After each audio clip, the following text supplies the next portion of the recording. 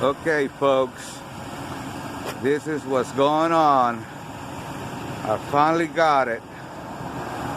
2006 F-150. Didn't want to do anything. It just showed all the lights inside when you first want to start it, but it wouldn't do anything.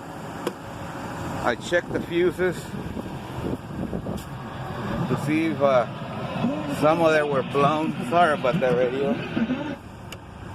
And that's where they was, the fuses, but I couldn't comprehend how come I wasn't getting any signal from my computer, because I put my my scanner and it didn't want to do the scanning. He told me that something was wrong, that it couldn't communicate with the computer.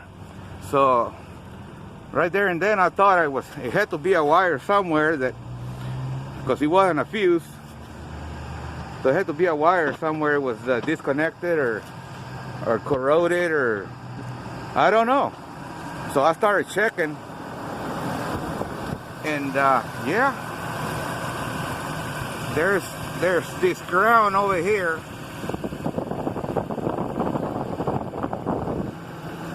Right there. See that wire coming out of that nut? Well, guess what? You see that tape right there? I guess a rat, a squirrel got to it, and he shooed the hell out of it and disconnected it. I'll show you the wire. Look at that wire.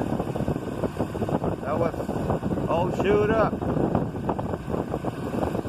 And he goes right there on that ground, right next to the battery, right there on the wall. And then the other end goes right below it. Let's follow it up. Let's see. Oh, where is that at? Okay, I don't know if you can see it.